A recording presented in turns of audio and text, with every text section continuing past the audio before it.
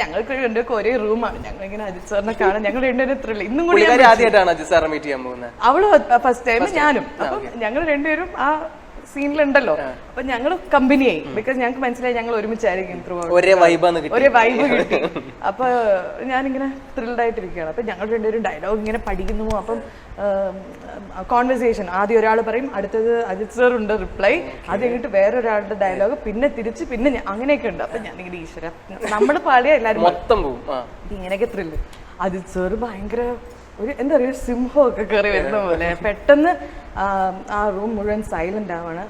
And he just comes in, എല്ലാവരോടും hi പറയുന്നു.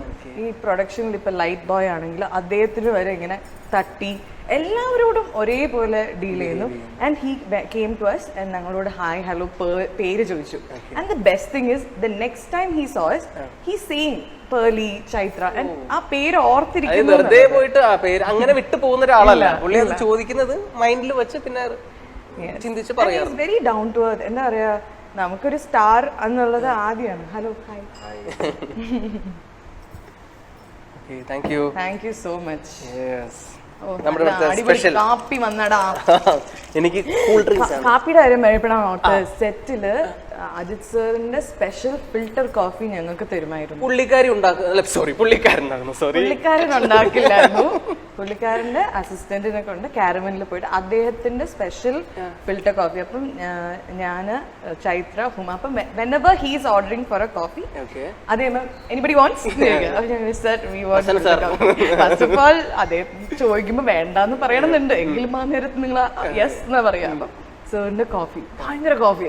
മറ്റേ ഒരു ഇങ്ങനെ ഒരു ബ്രഷ് പോലത്തെ ഒരു സാധനം ഇങ്ങനെ ബീറ്റ് ചെയ്തോളും, ബീറ്റർ പോലത്തെ ഒരു സാധനം വെച്ചിട്ട് ഇങ്ങനെ കറക്കിയിട്ട് എടുത്തിട്ട് പതയുള്ള കോഫി സൂപ്പർ. അപ്പൊ ഇതൊക്കെ നമുക്കൊരു മെമ്മറിയാണ് അല്ലെ, നമുക്ക് തരാണ്ട് അല്ല, അദ്ദേഹം ചെയ്യുന്നതല്ല. പിന്നെ നമുക്ക് ചെയർ ഇല്ലെങ്കിൽ ഹി വിൽ നോട്ട് സിറ്റ്.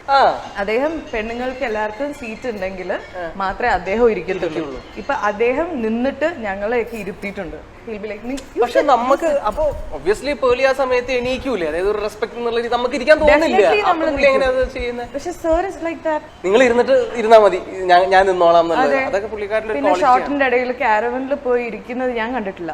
അദ്ദേഹം അവിടെ ഒരു സ്റ്റെപ്പ് ഒക്കെ ഉണ്ടാവും, അവിടെയൊക്കെ പോയി ഇരുന്ന് maybe he's on the phone or maybe he'll talk to somebody, but ഭയങ്കര റിലാക്സ്ഡ് ആണ് അദ്ദേഹം. അദ്ദേഹം വന്നു കഴിഞ്ഞാൽ നമുക്ക് തന്നെ തോന്നും ഇദ്ദേഹം നമ്മളിൽ ഒരാളാണ്. ഭയങ്കര ഇഷ്ടമാണ് നമുക്ക് എല്ലാവർക്കും. ഇപ്പം എന്തുകൊണ്ടാണ് ഇഷ്ടം എന്ന് വെച്ചാൽ മൊത്തത്തിലെല്ലാം അതായത് നല്ലൊരു ആക്ടറാണ്, നല്ലൊരു ഹ്യൂമൻ ബീയിങ് ആണ് എല്ലാം. അതുപോലെ ശാലിനി ചേച്ചിയായിട്ട് എന്തെങ്കിലും കോൺടാക്ട് ചെയ്യാൻ പറ്റിയായിരുന്നോ? ഇല്ല, ഞങ്ങളിങ്ങനെ പറയണം മാഡത്തിന്റെ ഭയങ്കര ഫാനാണെന്നൊക്കെ. കാണാനും